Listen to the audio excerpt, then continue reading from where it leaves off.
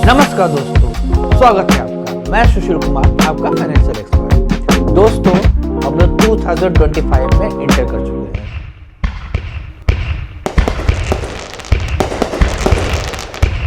तो इस वीडियो में हम जानेंगे कि ऐसी 5 कौन सी पावरफुल हैबिट है जो हमारा फाइनेंशियल स्टेटस चेंज कर सकती है। और ये ऐसा मैं अपने पर्सनल एक्सपीरियंस से बताऊंगा।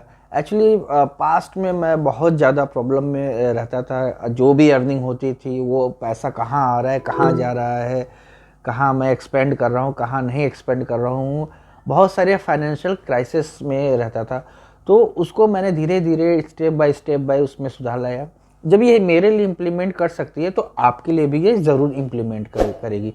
तो इस वीडियो को आप ज़रूर देखिए। मैं ऐसी 5 पावरफुल हैबिट बताऊंगा जो आपका फाइनेंशियल स्टेटस जरूर चेंज करेगी या उसमें बदलाव जरूर लाएगी। तो वीडियो को अंत तक देखिए।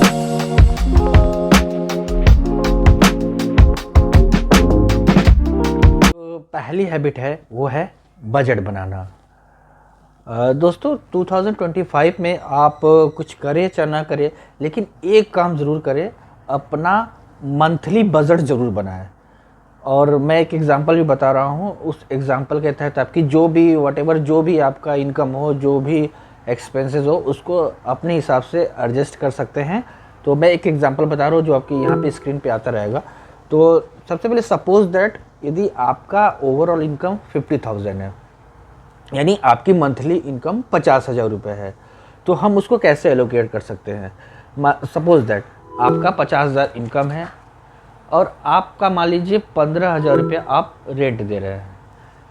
इसके अलावा यूटिलिटी बिल में आपका हो गया, जैसे इंटरनेट हो गया, और जो भी है इलेक्ट्रिसिटी बिल हो गया, जो भी होगा, इसका हम एज्यूम करते हैं कि ये 5,000 रुपये है। ग्रोसरी यानी रोज़ के खर्चे जो है वो 7,000, और ट्रांसपोर्ट में मान लीजिए आपका जो टोटल एक्सपेंसेस होते हैं वो 3,000।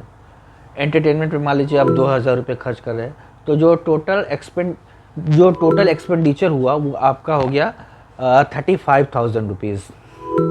ऑन द अदर हैंड यदि आपकी सेविंग्स देखे जाए तो आप कम से कम 5,000 रुपये आप अपने इमरजेंसी फ़ंड में रखिए। ये इमरजेंसी फ़ंड क्या होता है मैं आगे बताता हूँ। और SIP या FD में कम से कम 5,000 रुपया। और बिग गोल, जैसे मान लीजिए आप कार लेना चाह रहे हैं या अपना घर खरीदना चाह रहे हैं, या जो भी आपका एक बहुत बड़ा गोल हो, उसके लिए आप कम से कम मंथली 5,000 रुपये उसमें भी डाल दीजिए। तो ये टोटल आपका ओवरऑल एक्सपेंसेस मिला के आपका का 15,000। यानी ओवरऑल देखा जाए तो यदि आप 50,000 पर मंथ कमाते हैं तो आपका टोटल एक्सपेंसेस हो गया 35,000 और सेविंग हो गई आपकी 50,000 रुपीज़। तो ये मैं मैं ओवरऑल एग्जांपल बता रहा हूँ। इसके अलावा जैसे मान लीजिए आपका इनकम यदि 1 लाख है तो आप उसके हिसाब से एडजस्ट कर सकते हैं। यदि मान लीजिए आपका इनकम 25,000 है तो उसके हिसाब से एडजस्ट कर सकते हैं। इनकम आपका कोई मैटर नहीं करता। मैटर ये करता है कि आपके जो पैसे आ रहे हैं और पैसे जा कहाँ रहे हैं, इसके बारे में आपको पता चलेगा। आप पैसे का सही एलोकेशन कर पाएंगे, आप पैसे को सही जगह भेजेंगे, आप इन्वेस्टमेंट पे भी ध्यान देंगे, एक्सपेंस पे भी ध्यान देंगे। तो ज़रूर मेरा कहना है कि ज़रूर आप बजट बनाएं। मंथली बजट बनाना बहुत ज़रूरी है।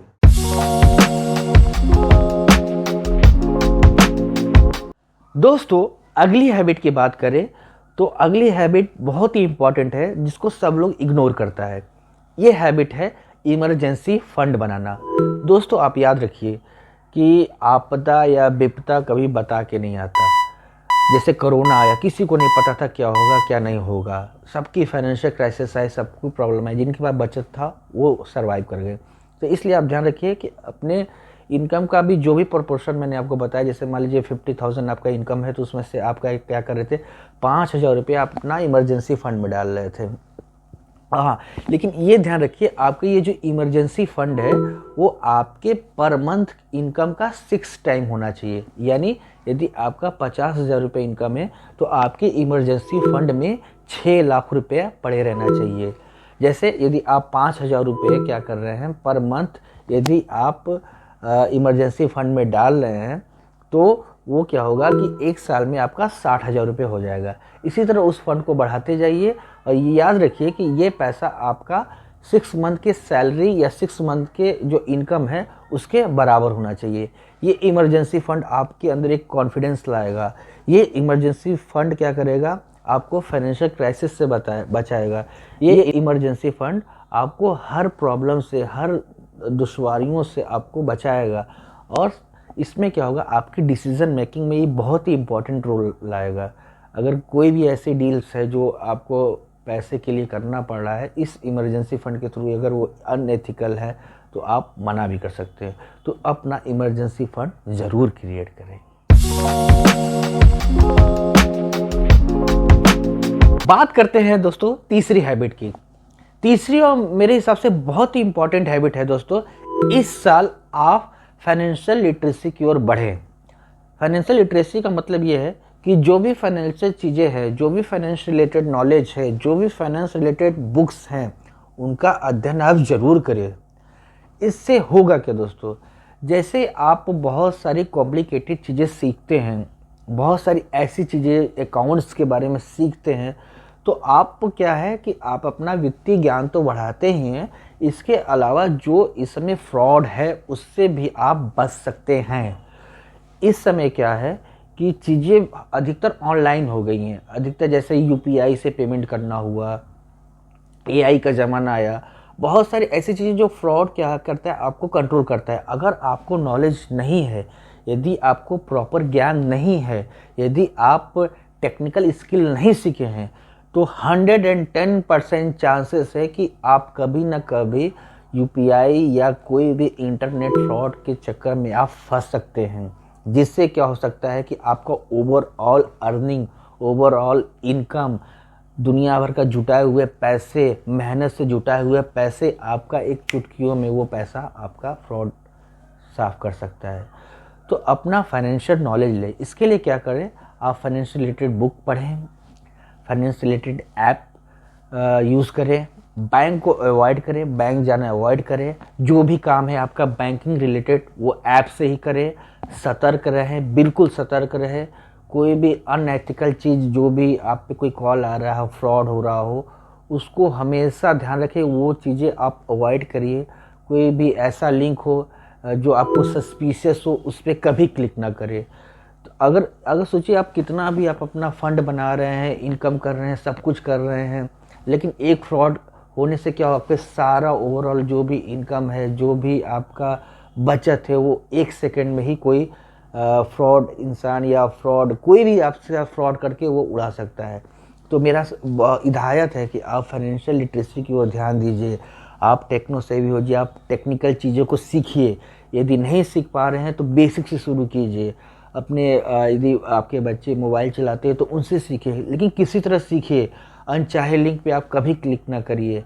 जो चीज़ें ऑथेंटिक हो उस पर ही क्लिक कीजिए। फाइनेंशियल नॉलेज लीजिए, फाइनेंशियल रिलेटेड वीडियो देखिए। ये क्या करेगा, आपका ज्ञान बढ़ाएगा, आपका नॉलेज बढ़ाएगा, आपको वित्तीय फ्रॉड से भी बचा सकता है। मैनेज योर डेब्ट। दोस्तों जैसे बहुत सारे लोग क्या करते हैं, बहुत सारे कर्ज लेते हैं। जैसे उनका कार लोन है, होम लोन है, क्रेडिट कार्ड है, पर्सनल लोन है, बहुत सारे क्या होते हैं कर्ज उनके चलते रहते हैं। जैसे क्या होता है, उनकी जो लाइफ होती है वो बहुत ही प्रॉब्लम में आ जाती है। तो इस साल आपको क्या करना है, इस साल आप अपने सारे कर्ज को मैनेज कीजिए। जैसे यदि आप क्रेडिट कार्ड बहुत एक्सेसिव यूज़ करिए तो धीरे धीरे उसको मिनिमाइज़ कीजिए। क्रेडिट कार्ड के बिल को पूरा पेमेंट करके उसको अवॉइड करिए यूज़ करने के लिए। उसको किसी अलमारी में रख दीजिए या तोड़ के फेंक दीजिए। क्रेडिट कार्ड डोंट यूज़, मत यूज़ कीजिए क्रेडिट कार्ड को। दूसरी चीज़ क्या कर सकते हैं, यदि मान लीजिए आपका होम लोन चल रहा है, कार लोन चल रहा है, आपका पर्सनल लोन चल रहा है, तो आप होम लोन से क्या कर सकते हैं, इन कार लोन, पर्सनल लोन, जो भी अदर लोन चल रहे हैं उनको कंसोलिडेट कर सकते हैं। इसके लिए मैंने ऑलरेडी एक वीडियो बनाया है, आप वो वीडियो देख सकते हैं, डिस्क्रिप्शन में उसका लिंक है। तो उससे क्या होगा कि आपका जो भी होम लोन चल रहा है उसी पे ही आपका कार लोन, आपका एजुकेशन लोन, आपका पर्सनल लोन सब उठाकर आप होम लोन से कंसोलिडेट करके आप एक लोन कर सकते हैं। जब एक लोन करने से क्या होगा कि आपकी जो ईएमआई होगी वो एक ही जगह होगी। जब एक ही जगह होगी तो आपका हेडेक कम होगा। देखिए होम लोन में क्या होता है, आपका टेन्योर ज़्यादा होते हैं, टेन्योर कम से कम 20 साल 15 साल का टेन्योर मिलता है, रेट ऑफ इंटरेस्ट कम होता है। इससे क्या होता है, जो हायर रेट ऑफ इंटरेस्ट वाले जो आपके लोन है, जैसे पर्सनल लोन है, कार लोन है, आपका एजुकेशन लोन है, जो भी लोन है, यदि आप इनको इस होम लोन से कंसोलिडेट कर देंगे, जोड़ देंगे, तो आपके ये टेन्योर क्या हो जाएगा, वो 15 साल या 20 साल का टेन्योर हो जाएगा, जिससे आपकी EMI छोटी हो जाएगी, आपका रेट ऑफ इंटरेस्ट कम हो जाएगा, आपके पॉकेट से कम पैसा जाएगा। तो आप आज ही अपने सारे लोन को कंसोलिडेट कर दीजिए। यदि आपका कोई होम लोन नहीं चल रहा है तो आपके जो भी महंगे वाले ब्याज दर वाले जो भी लोन है उसको प्री क्लोज करना चालू कीजिए, उनको प्री पेमेंट करना चालू कीजिए। इससे क्या होगा, जो आपको एक्स्ट्रा बर्डन रहेगा, जो आप एक्स्ट्रा प्रॉब्लम में रहेंगे, उससे दूर हो जाएंगे। तो ये चीज़ ज़रूर कीजिए इस साल। इन 5 हैबिटों को आप ज़रूर ध्यान रखिए, ये हमारे लाइफ में बहुत इम्पैक्ट डाल रहा है। तो आई एम वेरी श्योर कि आपकी लाइफ में भी इम्पैक्ट डालेगा। धीरे धीरे ग्रेजुअली ये चीज़ें को बदलता है और लाइफ को आपको सुरक्षित करता है, आपकी लाइफ में कॉन्फिडेंस देता है। आई थिंक ये वीडियो आपको अच्छी लगी होगी। अगर ये वीडियो अच्छी लगी, आपके लाइफ में कोई वैल्यू क्रिएट करते हैं, तो प्लीज़ वीडियो को लाइक करें, शेयर करें अपने दोस्तों के साथ। और थैंक यू फॉर वॉचिंग।